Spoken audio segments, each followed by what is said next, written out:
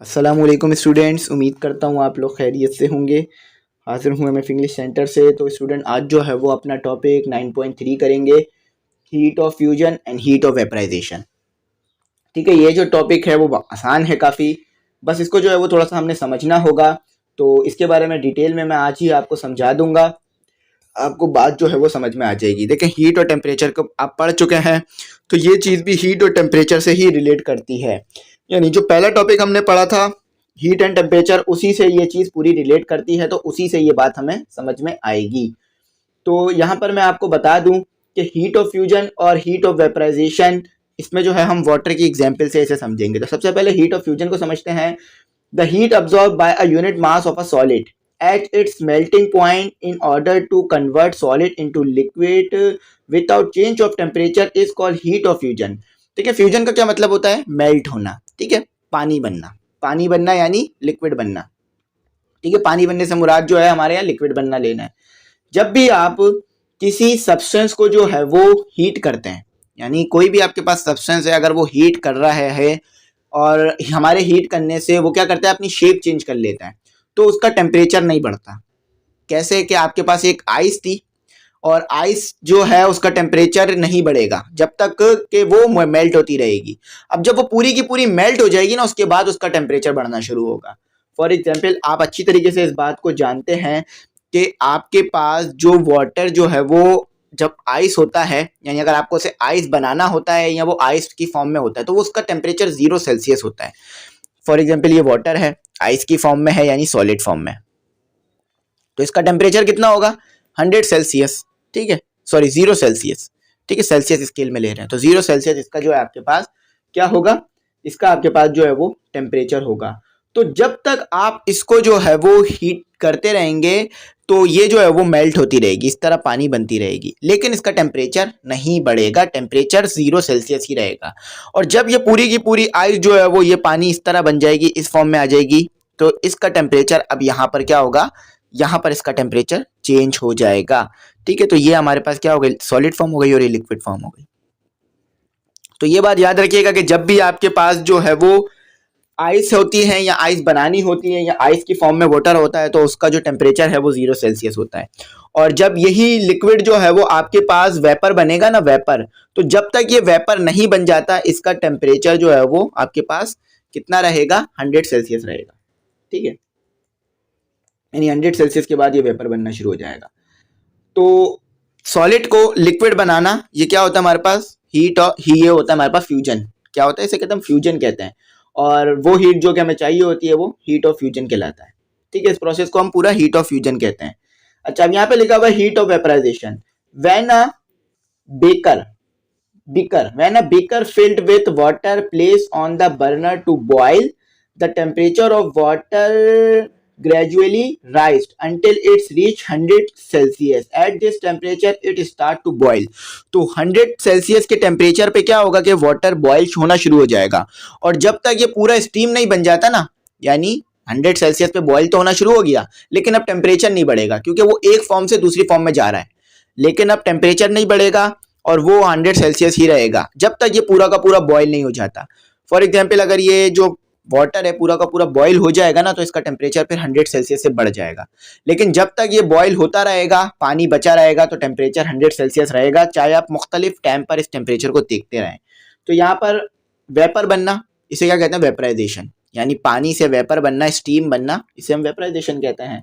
तो यहाँ पे यही बात लिखी हुई है, the amount of energy required to change the states of a substance from liquid to vapor from without changing its temperature is called heat of vaporization। अच्छा, एक बात याद रखिएगा कि जब पानी बॉईल हो रहा होता है ना, जब तक ये बॉईल नहीं हो जाएगा, इसका टेम्परेचर जो है आपके पास 100 सेल्सियस ही रहेगा। यही काम जो है वो आपके पास गैस से लिक्विड सॉलिड से लिक्विड बनने में हो रहा था, यानी आइस से जो है वो लिक्विड बनने में हो रहा था। और यही सेम काम आपके पास कब हो रहा होगा? जैसे ये देखिए, पानी है मेरे पास, वाटर है, ठीक है, ये बॉयल होना शुरू हो गया, ये वेपर वेपर बना दिया मैंने। ठीक है, ये वेपर बना दिया मैंने। अब जब तक ये बॉयल होता रहेगा ना, जब तक ये पूरा पानी ख़त्म नहीं हो जाता, इसका टेम्परेचर 100 सेल्सियस ही रहेगा, जब तक ये पानी पूरा का पूरा वेपर नहीं बन जाता, इसका टेम्परेचर 100 सेल्सियस रहेगा। फिर स्टीम बनने के बाद इसका टेम्परेचर और बढ़ सकता है, ठीक है, ऐसा नहीं कि रुक जाएगा। अच्छा, तो इसे हम कहते हैं हीट ऑफ वेपराइजेशन, और इसमें टेम्परेचर चेंज नहीं होता, ठीक है। आप इसको चेक कर सकते हैं अगर आपके पास थर्मोमीटर है, ठीक है। थर्मोमीटर वो वाला नहीं जिससे जो है वो ह्यूमन बॉडी टेम्परेचर मेजर करते हैं, वो वाला नहीं, दूसरा जो है वो ऑयल का, वाटर का टेम्परेचर मेजर करने के लिए इस्तेमाल होता है। मुख्तलिफ फैक्ट्रियों में ये रखा जाता है ताकि तेल कितना गर्म है, पानी कितना गर्म है, ये पता किया जा सके और अपना काम किया जा सके। क्योंकि फैक्ट्रियों में आपने देखा होगा कि वो एक खास टेम्परेचर पर किसी चीज़ को किसी चीज़ से मिलाते हैं ताकि अच्छा सा रिएक्शन हो और अच्छी चीज़ मिले, ठीक है। हर टेम्परेचर पे वो एक चीज़ को दूसरी चीज़ में नहीं डालते। अब जैसे कि ये जो आप खाते हैं लेस, इन्हें भी जो है वो एक खास टेम्परेचर पर इन आलूओं को फ्राई किया जाता है। अब आप घर में जो लेस या चिप्स बनाते हैं वो वैसे नहीं बन पाते जैसे कि फैक्ट्री में बनते हैं, और आप फैक्ट्री के हर बार चिप्स खाएंगे आपको एक ही जैसे मिलेंगे। क्यों? क्योंकि वो हर चीज़ को मेंटेन रखते हैं। यानी आलूओं की अगर कटिंग करनी है तो एक ही साइज में करेंगे, और अगर आलूओं को जो है वो फ्राई करना है तो एक ही टेम्परेचर पे करेंगे, और अगर आलूओं को मसाला लगाना है यानी उस चिप्स को मसाला लगाना है तो वो भी एक ही किस्म का और एक ही जो है वो क्वांटिटी में लगता है। अब आप घर में बनाते हैं तो कभी आप जो है वो ज़्यादा टेम्परेचर के ऊपर जो है वो आलू को डाल देते हैं तो वो जो है वो ज़्यादा कड़क हो जाते हैं, और कभी कम पे डाल देते हैं तो वो नरम हो जाते हैं, और फिर कभी मसाला ज़्यादा डाल देते हैं, कभी मसाला कम डाल देते हैं। ये होता रहता है। लेकिन कंपनी में ऐसा नहीं होता। कंपनी में क्या होता है कि वो टेम्परेचर को, क्वांटिटी को, सब चीज़ों को मेंटेन रखते हैं। तो वो लोग जो है वो टेम्परेचर पता करने के लिए मुख्तलिफ चीज़ों का क्या इस्तेमाल करते हैं वो लोग थर्मोमीटर, ठीक है। और वो जो थर्मोमीटर जो काम करता है वो केल्विन स्केल में काम करता है। नीचे जो है आपको एक छोटी सी डायग्राम बना के दी हुई है जिससे आपको जो है वो समझने में आसानी रहेगी। देखिए, आपने हीट सप्लाई की तो आपके पास सॉलिड था, सॉलिड यानी बर्फ थी, तो बर्फ जो है वो लिक्विड बन गई। तो क्या प्रोसेस हुआ? Heat of fusion. कौन सा प्रोसेस हुआ? Heat of fusion. यानी आपने जो है वो बर्फ को लिक्विड बना दिया। लेकिन जब तक वो बर्फ रहेगी ना, उसका टेम्परेचर जो है वो 0 सेल्सियस रहेगा। यानी जब तक वो बर्फ रहेगी टेम्परेचर 0 सेल्सियस रहेगा। अच्छा, जब यही बर्फ लिक्विड बन गई, ठीक है, अब इसका टेम्परेचर जो है वो 0 सेल्सियस नहीं रहेगा, कुछ और हो जाएगा। लेकिन अब इसी पानी को आपने बॉयल करना शुरू कर दिया।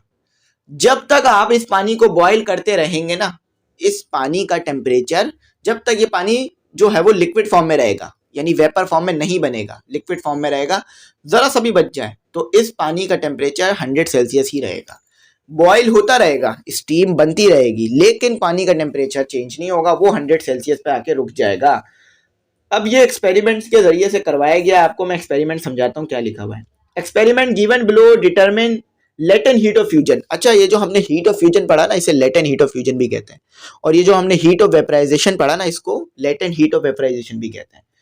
तो experiment given below determine latent heat of fusion and latent heat of vaporisation of ice and water respectively by sketching temperature time of heating ice. This experiment has 2 parts. तो यहाँ पर ना आपको एक एक्सपेरिमेंट करके दिखाया गया है। अब एक्सपेरिमेंट के 2 हिस्से हैं। एक हिस्से में क्या होगा? Conversion of ice into water, यानी आइस को वाटर बनाया जाएगा, यानी सॉलिड को लिक्विड। आइस आपको पता है सॉलिड होती है, ठीक है, और लिक्विड आपको पता है क्या होता है, वाटर पता है आपको क्या होता है, लिक्विड फॉर्म में भी पाया जाता है, ठीक है। तो पहले में ये होगा, और दूसरे में क्या होगा? दूसरे में जो है वो आपके पास वाटर होगा और ये स्टीम होगी, ठीक है। स्टीम आपको पता है गैस होती है, गैस फॉर्म होती है, पानी की गैस फॉर्म होती है। अब देखें यहाँ पर ये जो लिखा हुआ है ना, ये मैं आपको पढ़ देता हूं और फिर एक्सप्लेन भी करूंगा।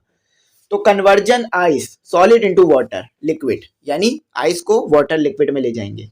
Take a container and place it on a stand as show in figure 9.4. Put small pieces of ice in the container. Suspended a thermometer in the container to measure the temperature. Take a stopwatch to measure accurate time at different stages. ठीक है, आपने क्या किया? आप जो है वो figure 9.4 देखें, एक्सप्लेन कर देता हूँ। क्या करना है आपने? आइस ली और वो बिकर में या कंटेनर में डाल दी। बिकर कहते हैं इसे, कंटेनर पढ़ देते हैं। तो इसमें डाल दी। आपने क्या किया? थर्मोमीटर भी साथ डाल दिया। ठीक है, एक्सपेरिमेंट करा जब भी तो हमें अपनी बात को बयान करने में आसानी हुई ना। तो बस ये आपने 2 काम किए। अभी आप देख रहे हैं, आपकी आंखों के सामने आप टेम्परेचर बढ़ा रहे हैं, यानी आप ना उसको हीट अप कर रहे हैं उस बीकर को, ठीक है, थोड़ा बहुत हीटअप कर रहे हैं। यहाँ भी चले उसे आपने क्या किया हुआ, हीटअप नहीं कर रहा है, अभी आपने उसे रखा हुआ है, लेकिन उसका टेम्परेचर आपको पता है सराउंडिंग का टेम्परेचर ज्यादा होता है, आइस का कम होता है, तो आइस पिघलना शुरू हो जाती है हमारे सराउंडिंग में आकर। अगर फ्रिज से आपने बर्फ निकाल के रख दी तो बर्फ जो है वो पिघलती रहती है। तो आपने देखा कि ये बर्फ तो पिघल रही है लेकिन टेम्परेचर नहीं बढ़ रहा, टेम्परेचर बर्फ का 100 ही है। तो आप ये देखते रहे जब तक वो बर्फ का एक भी छोटा सा टुकड़ा मौजूद है ना, तो टेम्परेचर 0 ही रहेगा। ठीक है, टेम्परेचर आपने देखा तो 0 ही है, सॉरी 100 नहीं 0 करिएगा, ठीक है, टेम्परेचर 0 है। तो आपने देखा कि बर्फ का टेम्परेचर तो 0 ही है। ठीक है, आप डायग्राम देखते रहिएगा, मैंने साइड में पेज दे दिया है। तो जैसी ही वो जो आइस थी पूरा का पूरा पानी बन गई, तो फिर जो टेम्परेचर है वो 0 नहीं रहेगा, फिर चेंज हो जाएगा। जब तक आइस बनी रहेगी तो टेम्परेचर 0 रहेगा।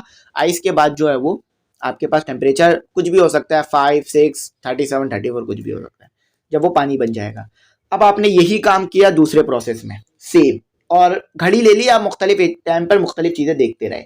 अब दूसरे स्टेप में आपने क्या किया, अभी ग्राफ में आपको समझा दूंगा जो बना हुआ है। सबसे पहले दूसरा स्टेप देखें, ठीक है, ये एक्सपेरिमेंट नंबर 2, जिसमें जो है वो convert water liquid into steam gas, यानी वाटर को जो है वो लिक्विड में, लिक्विड वाटर है आपके पास, उसको गैस बनाना है। तो ये कह रहे हैं कि it is continuity of previous experiment, the container now contain boiling water, we continue to supply heat to water. ठीक है, जब तक वो गैस स्टीम नहीं बन जाता, till all the water convert into steam. देखें अब फिगर दोबारा देखें आप 9.4। तो आपने क्या किया, उसी कंटेनर को रख दिया किसी बॉईल करने वाली चीज पर, कि जो हीट दे दी नीचे से, ठीक है, फ्लेम पे रख दिया आपने। तो पानी जो है वो बॉईल होना शुरू हो गया। आपने साथ ही साथ थर्मोमीटर भी डाला हुआ है। आप देख रहे हैं कि पानी तो बॉईल हो रहा है, स्टीम तो बन रहा है, लेकिन टेम्परेचर नहीं बढ़ रहा, 100 पे आके रुक गया है। अब क्यों, जब तक जरा सा भी पानी बाकी है, जब तक जरा सा भी पानी बाकी है, टेम्परेचर 100 से ऊपर नहीं जाएगा। अब जैसी ही टेम्परेचर जो है 100 से ऊपर गया, तो इसका मतलब यह है कि पानी पूरा खत्म हो जाएगा। यानी अब पानी पूरा खत्म हो चुका है, जो आपके पास ये बिकर था बिल्कुल खाली है। तो अब क्या हुआ है कि बिकर बिल्कुल खाली हो गया, यानी जितना भी पानी था सब स्टीम बन गया, गैस बन गया। तो अब जो उस स्टीम का टेम्परेचर है ना, वो 100 से ज्यादा कुछ भी हो सकता है, यानी 102, 103, 104। जब तक वो पानी रहेगा उसका टेम्परेचर 100 से ऊपर नहीं जा पाएगा। तो ये जो है आपके पास, ये चीज समझाने की असल होती है लेटेंट हीट ऑफ फ्यूजन और लेटेंट हीट ऑफ वेपराइजेशन में। अच्छा, अब आप जो है वो ग्राफ देख लीजिए। अब आप जो है वो ग्राफ देख लीजिए। तो ग्राफ में यहाँ पर आपको टाइम बना के दिया हुआ है और यहाँ पर आपको एक तरफ टेम्परेचर बना के दिया हुआ है। हॉरिजॉन्टल लाइन जो है वो टाइम की है और वर्टिकल लाइन जो है वो टेम्परेचर की है। तो आप देख रहे हैं कि जब तक आइस है तो टेम्परेचर 0 सेल्सियस से नहीं बढ़ रहा, लेकिन जैसे ही आप देखें, अगर आपको नजर आ रहा हो तो 0 सेल्सियस है, लेकिन जैसे ही वो वाटर बन गया, आइस से वाटर बन गया, आइस खत्म हो गई है, तो अब टेम्परेचर बढ़ना शुरू हो गया। ठीक है, 0 से बढ़ना शुरू हो गया और फिर 100 पर आके रुक गया। अब यहाँ पर ये पानी की फॉर्म में 0 से लेके 100 तक जो टेम्परेचर है, इसमें ये पानी की फॉर्म में रहेगा। और 0 से लेकर -30 का जो टेम्परेचर है, इसमें जो है ये आइस की फॉर्म में रहेगा। ठीक है, तो अब आपके पास 0 से लेकर 100 तक के टेम्परेचर में ये वाटर फॉर्म में है। यहाँ पे लिखा हुआ है ना, 0 से 30 से लेकर -30 से लेकर 0 तक का जो टेम्परेचर है वो आइस फॉर्म है, और 0 से लेकर जो 100 तक का टेम्परेचर है वो वाटर फॉर्म में। ठीक है, तो आपसे अगर कोई पूछ लेना कि पानी 80 की फॉर्म में क्या होगा, 80 टेम्परेचर जो है वो 80 सेल्सियस है, तो पानी की क्या फॉर्म होगी, तो आप बोलेंगे लिक्विड फॉर्म होगी। और इसी तरह से आपसे कोई पूछ लेना 0 से लेकर आपके पास टेम्परेचर जो है वो -20 है, तो पानी की क्या फॉर्म होगी, तो आप बोलेंगे आइस फॉर्म होगी। अच्छा, अब आइस, अब जो है वो हम देखते हैं, वाटर फॉर्म में तो 100 तक है। अब जो है ना, वाटर क्या हुआ है, पूरा स्टीम बन गया है। ठीक है, पूरा का पूरा स्टीम बन गया, कुछ भी नहीं बचा। तो अब आप देख रहे हैं कि वाटर का जो टेम्परेचर है वो 0 सेल्सियस से बढ़ गया है, 0 सेल्सियस से बढ़ गया है, जो कि आपको 34 मिनट बाद ये चीज मिल रही है। तो आप देखें, आप 34 मिनट बाद जो है वो पानी बॉयल होना शुरू हो गया और स्टीम बनना शुरू हो गया है, और स्टीम बन गया है। तो ये ग्राफ समझा रहा था मैं ये बात। ठीक है, ये ग्राफ मैंने आपको इधर ही समझा दिया ताकि बात समझ में आ जाए। ठीक है, तो पूरा मैंने आपको एक्सप्लेन कर दिया, दोनों चीजें मैंने आपको डिटेल में बता दी। अगर कुछ ना समझ में आओ तो पूछ लीजिएगा। तो एक बार मैं इसे थोड़ा सा और एक्सप्लेन कर देता हूँ। ठीक है, कि जब आप हीट देंगे और हीट देने के बाद जो आइस है वो जो है फ्यूजन यानी मेल्ट होगी, तो इसे कहेंगे हम हीट ऑफ फ्यूजन। लेकिन इसमें आइस का जो टेम्परेचर है वो 0 सेल्सियस से नहीं जाएगा ऊपर, जब तक वो आइस रहेगी बाकी। ठीक है, एक भी टुकड़ा आइस का बाकी है ना, जैसे आपने 5 आइस क्यूब डाले थे, ठीक है, ऐसा नहीं है कि एक आइस क्यूब कम हो गया तो टेम्परेचर और कम हो गया, ऐसा नहीं होगा। ठीक है, ये थर्मोमीटर मैंने इसमें डाला हुआ है, थर्मोमीटर हमें रीडिंग दे रहा है 0 सेल्सियस की। तो जब तक हमारे पास आइस का एक भी टुकड़ा बाकी है ना, ये थर्मोमीटर हमें 0 सेल्सियस की रीडिंग देगा। ठीक है, अब ये जो है वो पानी बन गया है, ये आइस पूरी पानी बन गई है, मैंने फिर थर्मोमीटर डाल दिया, तो अब इसका टेम्परेचर कुछ भी हो सकता है, जीरो। अब इसका टेम्परेचर 1 सेल्सियस, 0 सेल्सियस से लेकर 100 सेल्सियस के दरमियान कुछ भी हो सकता है। ठीक है, ये 5 सेल्सियस, 6 सेल्सियस, 92 सेल्सियस, 90 सेल्सियस कुछ भी हो सकता है। अब यही पानी है। ठीक है, अब इसको मैंने इसमें एक और थर्मोमीटर डाल दिया, अब इसमें से स्टीम बनना शुरू हो गई है। ठीक है, लेकिन जब तक ये पूरा का पूरा पानी खत्म नहीं हो जाता, इस पानी का टेम्परेचर 100 सेल्सियस ही रहेगा। क्या रहेगा? 100 सेल्सियस। अब ये पूरा का पूरा पानी खत्म हो गया है, तो अब पूरा का पूरा वेपर बन गया है। ठीक है, मेरे पास सिर्फ वेपर आ रहा है, तो ये मैंने डाला हुआ है थर्मोमीटर। तो अब इसका टेम्परेचर 100 सेल्सियस से लेकर कुछ भी हो सकता है, इन्फिनिटी तक कुछ भी हो सकता है इस पानी का टेम्परेचर। ठीक है, ठीक है, ये इन्फिनिटी लिख दिया मैंने। ठीक है, इसको कुछ भी हो सकता है, 100 सेल्सियस से लेकर कुछ भी हो सकता है। ठीक है, तो ये होता है हमारे पास। तो ये वाला जो प्रोसेस है वो कहलाएगा हीट ऑफ फ्यूजन या लेटेंट हीट ऑफ फ्यूजन। ठीक है, हीट ऑफ फ्यूजन। ठीक है, पानी सॉलिड का लिक्विड बनना। अच्छा, ये वाला जो प्रोसेस है वो आपके पास कहलाएगा हीट ऑफ वेपोराइजेशन। ठीक है, तो दोनों प्रोसेस जो है मैंने आपको एक्सप्लेन कर दिए इन डिटेल और पूरा पूरा बता दिया, और एक्सपेरिमेंट भी मैंने आपको दिखा दिए कि किस तरह से इसका एक्सपेरिमेंट हुआ और किस तरह से हमने इसको एक्सपेरिमेंटली प्रूव किया। अच्छा, अब इसमें कोई न्यूमेरिकल तो आपको दिया हुआ नहीं है। ठीक है, न्यूमेरिकल नहीं दिया हुआ, और सेल्फ असेसमेंट क्वेश्चन लिखा हुआ है कि why does the temperature not increase when ice is heated. तो आइस को जब हीट करते हैं तो टेम्परेचर क्यों नहीं बढ़ रहा होता? क्योंकि वो आइस फॉर्म में ही रहता है, तो जब तक आइस फॉर्म मेंटेन है टेम्परेचर नहीं बढ़ेगा। तो ये इसका जवाब है। और दूसरा सवाल भी ऐसा है कि why does the temperature not increase when water is heated. तो जब हम टेम्परेचर बढ़ाते हैं तो वाटर का जो, यानी जब हम उसे हीट करते हैं वाटर को, और जो है हीट करने से फिर वो क्या होता है कि हमारे पास वेपर्स बनते हैं, स्टीम बनती है। तो टेम्परेचर 100 सेल्सियस से ज़्यादा क्यों नहीं बढ़ता? क्यों? क्योंकि वो वाटर फॉर्म में मेंटेन होता है, और वाटर फॉर्म का जो टेम्परेचर है वो 100 सेल्सियस से कभी भी नहीं बढ़ेगा। यानी आप कोई भी ऐसा वाटर आपको नहीं मिलेगा जिसका टेम्परेचर 100 से ज़्यादा हो, 100 और 0 के अंदर अंदर ही होगा। कोई भी आपको आइस ऐसी नहीं मिलेगी जिसका टेम्परेचर 5 सेल्सियस या 4 सेल्सियस हो, आपको वो 0 सेल्सियस से नीचे ही मिलेगा। ठीक है, तो ये मैंने आपको डिटेल में समझा दिया। अगर कुछ नहीं समझ में आया तो आप पूछ लीजिएगा। अगला प्रोसेस जो करेंगे ना वो 9.4 करेंगे, वेपराइजेशन प्रोसेस। तो ये थोड़ा सा अलग प्रोसेस होगा, इसको भी समझेंगे इन डिटेल और इसको भी एक्सप्लेन कर दूंगा इंशाल्लाह। अच्छा, थोड़ा सा बड़ा प्रोसेस होगा। अच्छा, फिर एक और इंटरेस्टिंग प्रोसेस है हमारे पास, थर्मल एक्सपेंशन। चीज़ें ठंडी करने से जो है वो सिकुड़ती हैं और गर्म करने से फैलती हैं, तो उसको भी देखेंगे। ठीक है, बस अब 3 प्रोसेस रह गए हैं, कल इंशाल्लाह कंप्लीट करा दूंगा, तो आपका जो है ना ये चैप्टर कंप्लीट हो जाएगा। बल्कि इसमें हमें जो है वो 5 प्रोसेस दिए हुए हैं, शायद 5 टॉपिक है हमारे इसमें। ठीक है, हमारे को इसमें जो है वो 6 टॉपिक नहीं दिए हुए हैं, हमें इसमें 5 टॉपिक दिए हुए हैं। तो अगला जो प्रोसेस होगा वो हम करेंगे 6.5, जो है वो कल जो है वो 2 कर लेंगे, थर्मल एक्सपेंशन और वेपोराइजेशन। तो फिर ये हमारा चैप्टर कंप्लीट हो जाएगा। तो आई होप आपको बात समझ में आ गई होगी, कुछ ऐसा नहीं होगा जो समझ नहीं आया होगा। ठीक है, ग्रुप का बता दूं, ऐड होना चाहे तो हो जाइएगा ऐड, हम आपको कर लेंगे। फीस जो है वो साल में आपको एक बार पे करनी है, और इसी फीस में जो है वो आपको नोट्स और तमाम चीज़ें मिल जाएंगी। यानी फ्री नोट्स भी फ्री मिलेंगे, मॉडल पेपर, गैस पेपर भी फ्री मिल जाएगा, और एमसीक्यूज़ जो होते हैं वो भी फ्री मिल जाएंगे। एमसीक्यूज़ का पीडीएफ बना के भी मैं आपको दे दूंगा, और लेक्चर्स मिल जाएंगे आपको वहाँ पर। और बुकें तो मैंने पूरी कंप्लीट करा दी है, इंग्लिश की बुक पूरी हो गई है, फिर फिजिक्स की बुक जो है वो 1-2 दिन में पूरी हो जाएगी हमारी। ठीक है, फिर रिवीजन भी स्टार्ट करेंगे, तो मुख्तलिफ जो है हम इस पे चीज़ें अब करते रहेंगे। आई होप आपको बात समझ में आ गई होगी। और नोट्स में आपको बता चुका हूँ 4 बन गए हैं। ठीक है, इंग्लिश, फिजिक्स, इसकी भी फ़ीस 100 रुपीज़ रखी है, इसकी भी फ़ीस 100 रुपीज़ रखी है, इस्लामियत, इसकी भी 100 रुपीज़ रखी है, और उर्दू। ठीक है, इसकी भी फ़ीस हमने 100 रुपीज़ रखी है। ठीक है, तो चारों नोट्स की फ़ीस 100 रुपीज़ नहीं है, एक की फ़ीस 100 रुपीज़ है।